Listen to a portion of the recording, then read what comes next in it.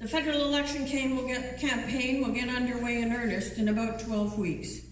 It will be a watershed election for Canada, and it is a volatile electorate that will decide the outcome on October 21st. The greatest danger to working people is the possible election of a Tory majority government, with as little as 40% of the popular vote in a first-past-the-post electoral system. A Tory majority would unleash an anti-Labour, anti-people government like the Ontario Tories, with strong ties to social conservative and fascist organizations on the whole country.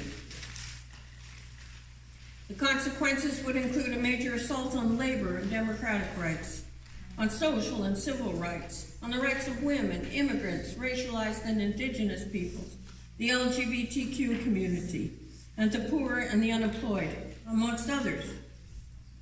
It would mean a foreign policy of war and reaction, even greater than that delivered by the Liberals. It would mean mass privatization, deregulation, corporate tax cuts, and a new assault on wages, pensions, working conditions, labor rights and standards, and on the RAND formula, the closed shop in Canada. It would mean free range for energy corporations involved in fossil fuel extraction, for pipeline construction and transport, and for fracking, and the construction of mega projects like the Site C Dam in BC. We cannot be, and we are not indifferent to the outcome of this election, and we will do our very best to expose the Tories and the Liberals' policies and the danger they pose to working people and to peace and to the environment.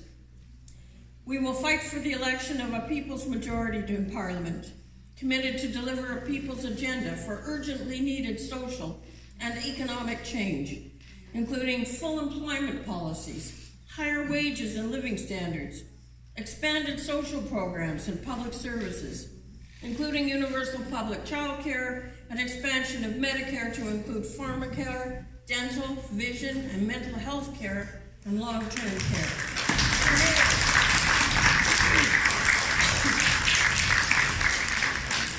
We will fight to make education free from cradle to grave. We will fight to put curbs on corporate power, to prevent companies like General Motors and Chrysler Fiat from moving their operations out of Canada in order to slash wages in Canada and in the US and Mexico.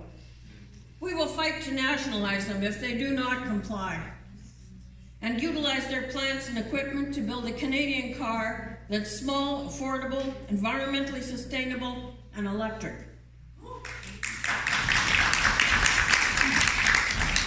We will campaign to build mass public transit and interurban rail as part of new transportation plan for Canada. We will fight to build 1 million units of affordable social housing across Canada and create millions of jobs from coast to coast in construction and value-added manufacturing.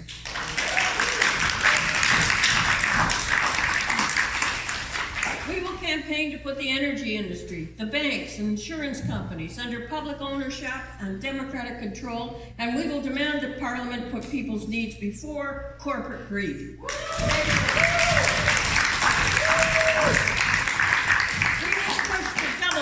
Taxes, reinstate the capital tax, raise the capital gains tax to 100%, and close corporate tax loopholes and deferrals while we eliminate taxes on incomes under $40,000, axe the HST, and introduce progressive tax reform based on ability to pay.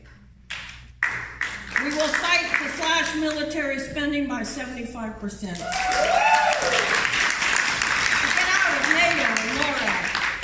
And to invest in civilian spending. We will adopt a foreign policy of peace and disarmament, and trade policies that's multilateral and mutually beneficial. We'll close the tar sands, guarantee the jobs of all those who are currently employed there at comparable pay rates, and develop renewable energy as part of a publicly owned and democratically controlled energy and resource sector.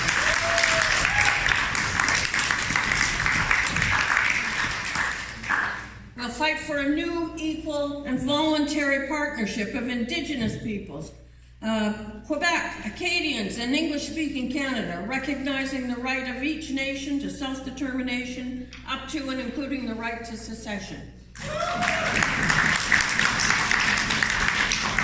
We will negotiate the just settlement of land claims and make massive investments in Indigenous communities to raise living standards, build housing and infrastructure, create jobs, build schools, hospitals, medical, social, and recreational services, and facilities wherever they're needed.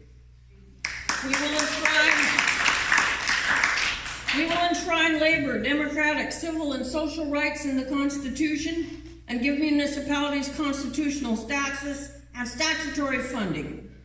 We will introduce mixed-member proportional representation and guarantee the equality rights of women, disabled people, LGBTQ persons, and racialized peoples. We will prosecute hate groups as criminal organizations.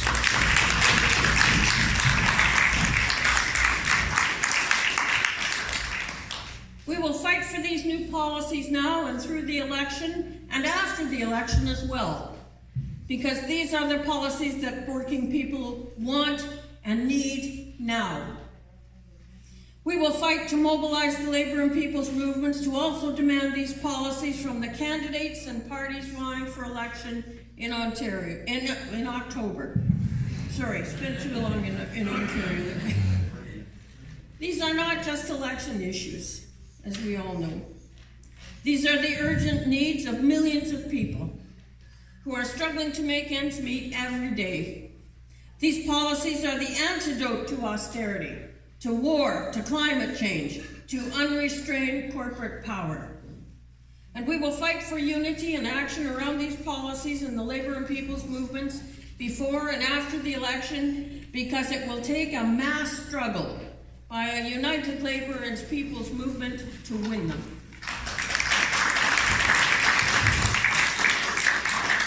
In this election, there is no party currently in Parliament which consistently defends the interests of the working class and working people, and it is unlikely that this will change in the October election, although we are going to fight like hell for every single policy I've read here and some that aren't here. Hear, hear. While we fight for a strong shift to the left in the composition of the next Parliament, including the election of communists and others committed to a people's agenda, we also fight to ensure that the labor and democratic movements are in the strongest position for the extra-parliamentary struggle that will inevitably follow the election.